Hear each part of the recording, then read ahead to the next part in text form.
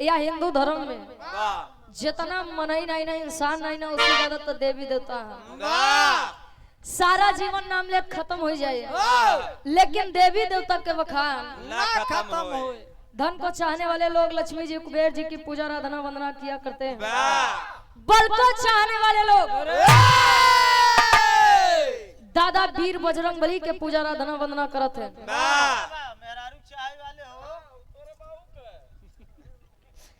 जेके मेहरारू के चाहत बा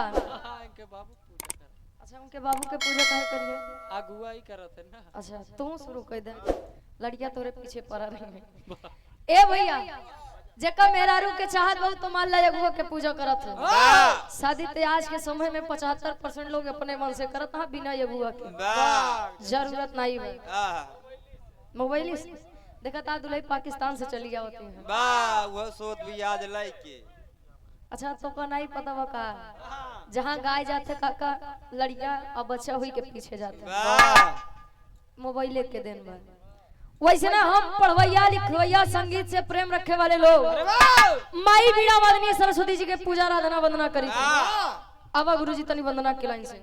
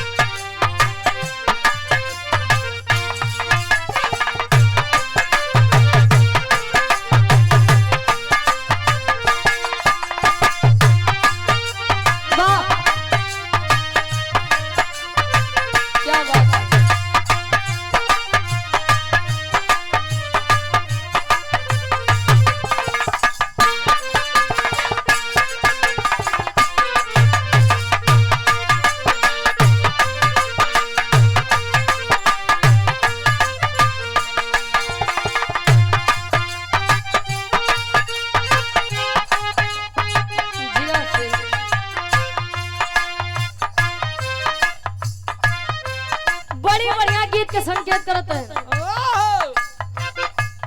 कोई प्यार में धोखा खाया हुआ लड़का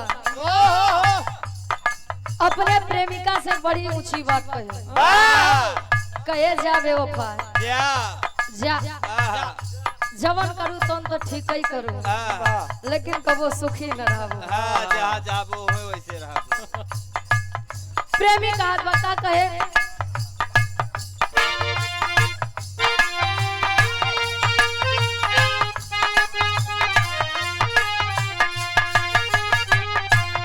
कहता है ओ बेवफा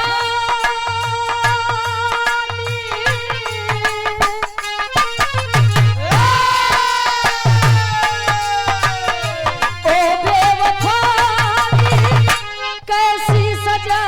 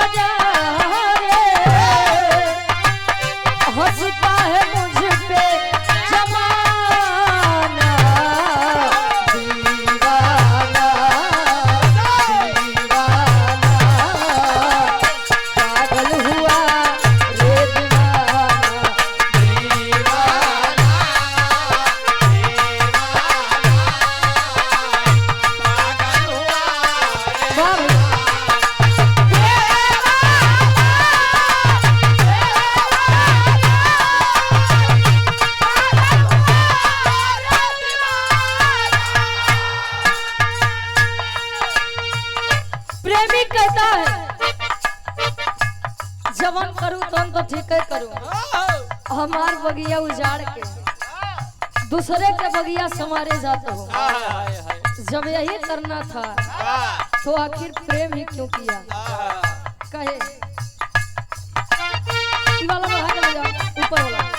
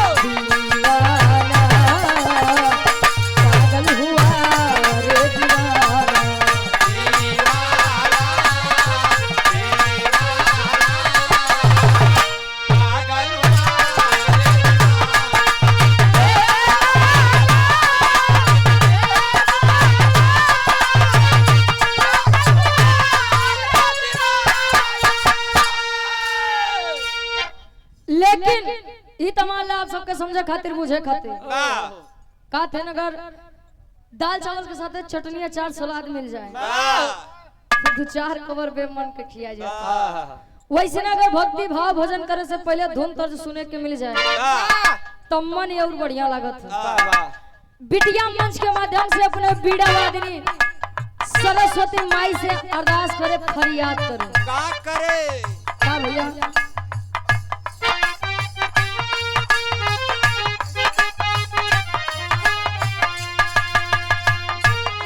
ओ मोरी मैया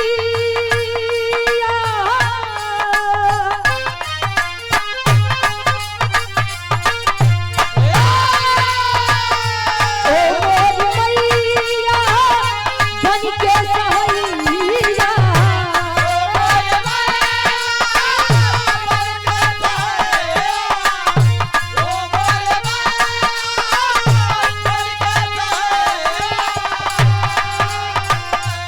ओ मोरी मैया बन के सहैया महफिल में हम को गवाना आ जाना हमको न दे ना भुलाना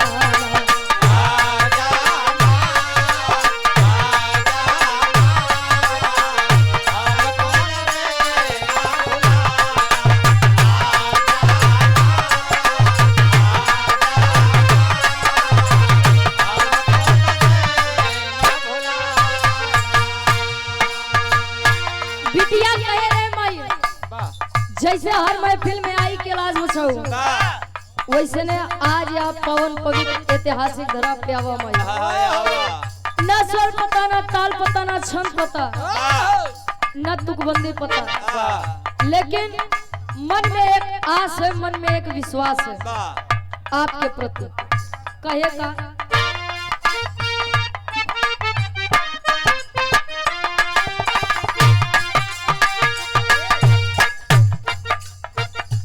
नाही स्वर ताल नाही माया बाजवा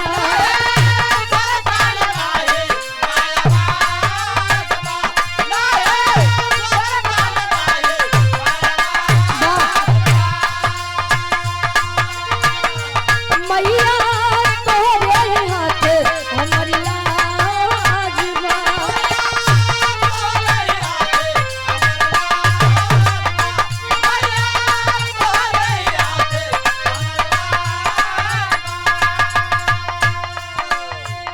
देर ना लगा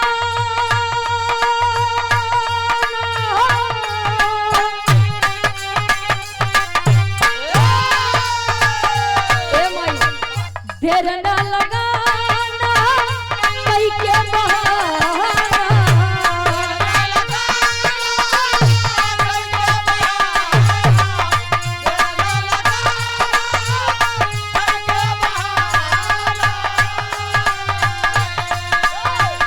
देर ना लगाना कई के बहाना भूल डगर माँ बताना आ जाना हमको न देना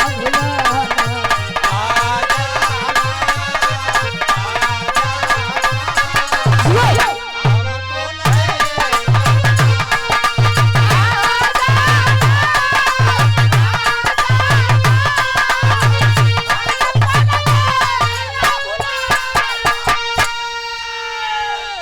और यह आदरणीय परम सम्मानित इस भाव को समझते हुए आप सैनिक प्रकोष्ठ जिला महासचिव धर्म के आप गार्जियन जी राजेश यादव जी